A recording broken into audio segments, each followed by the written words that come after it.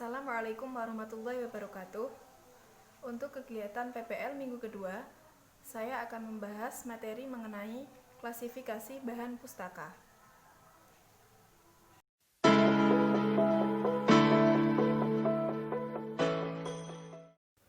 Pengertian klasifikasi. Klasifikasi merupakan penyusunan bersistem dalam kelompok atau golongan menurut kaidah atau standar yang telah ditetapkan. Macam-macam sistem klasifikasi ada 3. Yang pertama, klasifikasi artifisial. Yang kedua, klasifikasi utility. Dan yang ketiga, klasifikasi fundamental.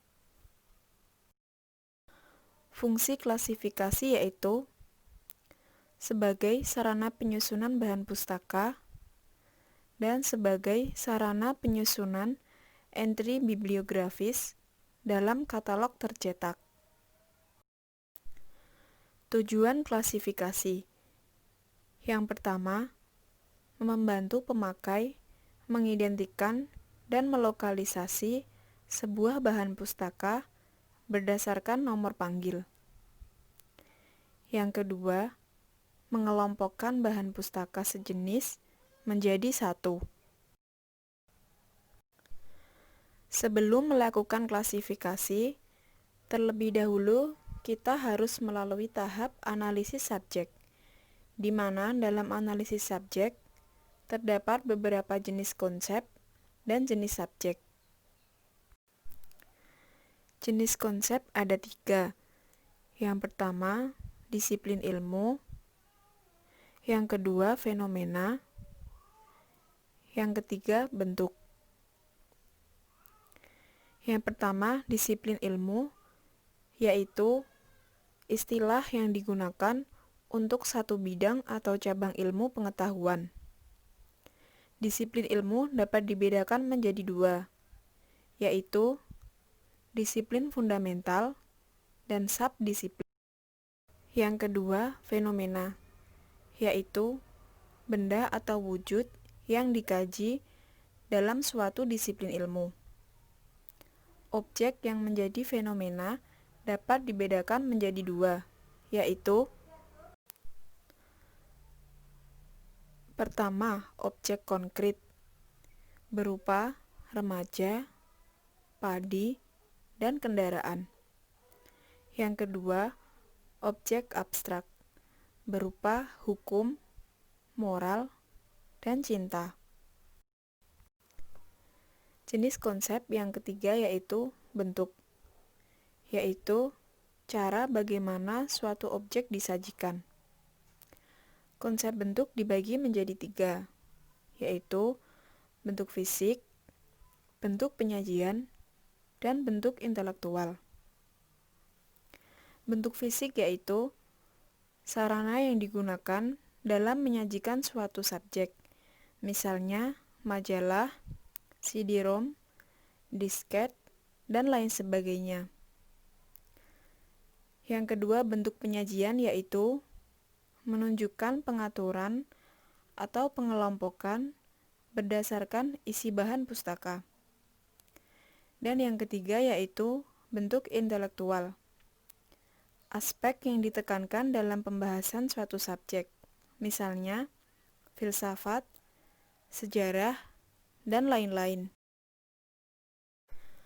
Analisis subjek yang kedua yaitu jenis subjek, berupa subjek dasar, subjek sederhana, subjek majemuk, dan subjek kompleks.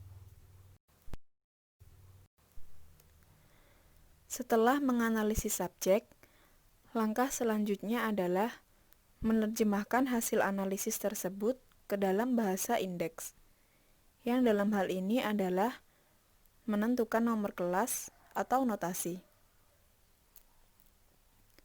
Ada beberapa bagan klasifikasi yang dikenal di dunia perpustakaan dan informasi, antara lain DDC, LC, UDC, dan colon classification.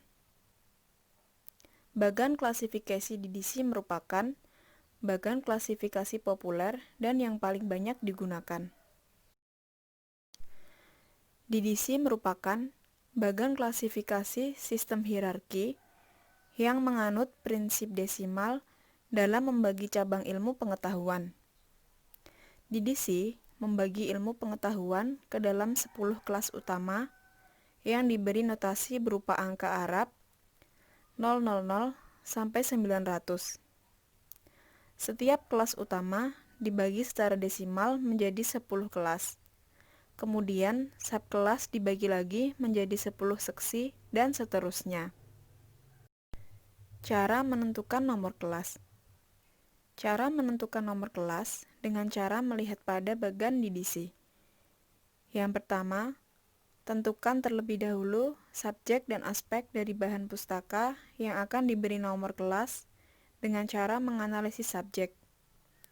Yang kedua, periksa deretan nomor kelas di bawah disiplin ilmu yang bersangkutan hingga menemukan nomor kelas yang tepat untuk subjek yang dibahas dalam bahan pustaka.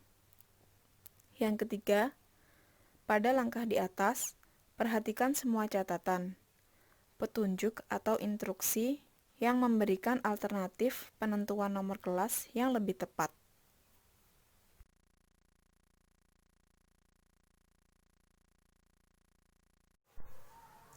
Sekian pembahasan materi yang dapat saya sampaikan. Kurang lebihnya mohon maaf. Wassalamualaikum warahmatullahi wabarakatuh.